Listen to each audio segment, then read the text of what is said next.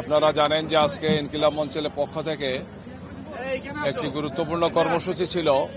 মূলত শরীফ ওসমান হাদী আমাদের প্রিয় ভাই, যিনি গত 12 ডিসেম্বর নির্বাচনের তফসিল ঘোষণার পর দিনই যাকে নির্মমভাবে ঢাকার রাজপথে প্রকাশ্য দিবালোকে হত্যা করা হয়েছে, সেই শরীফ ওসমান হাদীর বিচারের দাবিতে সন্ত্রাসীদেরকে গ্রেফতার, খুনিদেরকে গ্রেফতার সহ তাদের কিছু ন্যায্য দাবি ছিল।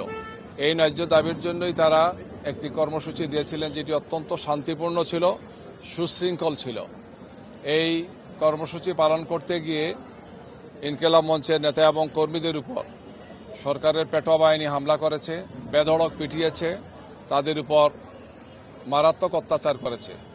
শরীফ ওসমান হাদীর জায়গাতে এখন যে আছে তাদের ভারপ্রাপ্ত আহ্বায়ক জাবের, সে গুলিবিদ্ধ হয়েছে। আমি অনেককেই দেখলাম সে হাসপাতালে, প্রায় কমপক্ষে 50 জন হবেন আমি দেখলাম এখানে শুয়ে আছেন, শরীরে, মাথায়, হাতে, পায়ে গুলিবিদ্ধ হয়েছেন, মারাত্মকভাবে তারা আহত হয়েছেন। ভাইদের পাশাপাশি বোনেরাও আছেন, পুরুষের সাথে মহিলারা, নারীরাও আছেন। এই ধরনের ন্যাক্কারজনক ঘটনা কোনো অবস্থায় গ্রহণযোগ্য নয়। আমরা জামাত ইসলামীর পক্ষ থেকে ইতিমধ্যে বিবৃতি দিয়েছি, এটাকে কন্ডেম করেছি। আমরা বলেছি যে সরকারের উচিত ছিল শান্তিপূর্ণ সমাবেশ শোনা, তাদের বক্তব্যটাকে বোঝার চেষ্টা করা এবং কার্যকর পদক্ষেপ গ্রহণ করা। আমরা এটাও বলেছি যে যারা আহত হয়েছেন তাদের সুচিকিৎসার ব্যবস্থা করতে হবে এবং যারা এই হামলাটা চালিয়েছে, ন্যাক্কারজনক যে হামলাটা করেছে পুলিশের যে সমস্ত সদস্যরা, অবশ্যই তাদেরকে তদন্ত করে বিচারের মুখোমুখি করা উচিত। আমরা এই ধরনের ঘটনা অতীতে স্বৈরাচারের সময় দেখেছি। 5 আগস্টের বিপ্লবের পরে জাতি এটা আশা করে না যে কোনো একটি শান্তিপূর্ণ মিছিল বা সমাবেশে পুলিশের বাহিনী এইভাবে হামলা করবে, লেলিয়ে দেবে এবং সাধারণ মানুষকে আহত করবে, প্রতিবাদী মানুষকে আহত করবে। সেটা কোনো অবস্থায় গ্রহণযোগ্য নয়। যেহেতু সামনে আমাদের আজকে থেকে 5 দিন পরেই অত্যন্ত গুরুত্বপূর্ণ একটি জাতীয় সংসদ নির্বাচন এবং আমাদের গণভোট হবে, সেখানে পুরো জাতি অপেক্ষা করছে।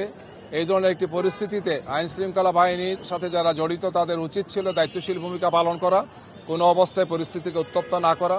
আমাদের মনে হচ্ছে যে কে বা কারা উস্কানি হয়তো দিচ্ছে, দিয়ে পরিস্থিতিকে তার উত্তপ্ত করার চেষ্টা করছে। সরকারের উচিত তাৎক্ষণিকভাবে এটাকে সুন্দরভাবে সমাধান করা, আহতদের চিকিৎসার ব্যবস্থা করা, দোষী পুলিশ সদস্য বা যাদের নির্দেশে এটা হয়েছে তাদেরকে আইনের মুখোমুখি করে অথবা তাদেরকে দায়িত্ব থেকে অপসারণ করে পরিস্থিতিকে স্বাভাবিক করে। এটা আমরা মনে করি এখনই প্রথম কাজ। আমার আত্মীয় খুন হয়েছে, আমার ভাই খুন হয়েছে, আমার নেতা খুন হয়েছে, এটা প্রত্যেক নাগরিকের অধিকার আছে, সে এটার জন্য দাবি করতে পারে যাতে যথার্থ বিচার হয়। বিচারের জন্য বাদীপক্ষ সংক্ষুব্ধ হলে আইনের আশ্রয় নেবেন, সরকারের কাছে তারা সহযোগিতা চাইবেন, সরকারের কাছে তারা পরামর্শ চাইবেন। এটা প্রত্যেক নাগরিকের অধিকার আছে। সেই অধিকার চাইতে গিয়েই তাদেরকে হামলা করা হবে কেন? সেটা 5 দিন আগে বা 3 দিন আগে, 6 দিন আগে, যাই হোক না কেন, আমি মনে করি এটা কোনো অবস্থায় সঠিক হয় নাই। বরং নির্বাচনকে প্রশ্নবিদ্ধ করার জন্য এখানে আইনশৃঙ্খলা বাহিনীতে স্বৈরাচারের দূষররা, ফেসিবাদের দূষররা হয়তো বসে আছেন। তারা তো এই নির্বাচনকে বানচাল করার জন্য বিভিন্নভাবে আগেও করেছেন। তারা হাদীর হত্যার সাথে অনেকেই জড়িত, আপনারা জানেন।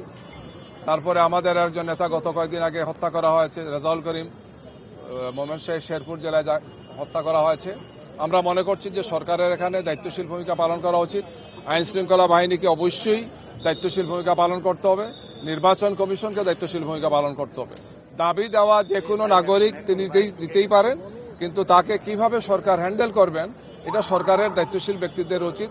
সেখানে আইন শৃঙ্খলা বাহিনীকে শান্ত রেখে সুন্দর করে এটা সম্ভব। আমরা কোনো অবস্থায় সাধারণ নিরীহ জনগণের উপর হামলাকে আমরা সমর্থন করি না। শান্তিপূর্ণভাবে যে কোনো কর্মসূচি পালনের অধিকার প্রত্যেক নাগরিকের আছে। সেখানে কোনো অবস্থায় এই ধরনের হামলা অথবা এই ধরনের বিভিন্ন ধরনের অত্যাচার, নির্যাতন করা সাধারণ নাগরিকের উপর, এটা আমরা কোনো অবস্থায় গ্রহণ করতে পারি না, মেনে নিতে পারি না। দেশবাসী এটা মেনে নিতে পারে না। আমরা সরকারকে আহ্বান জানাচ্ছি যে তাদের সুচিকিৎসার ব্যবস্থা করা এবং বিষয়টিকে তদন্ত করে দেখা।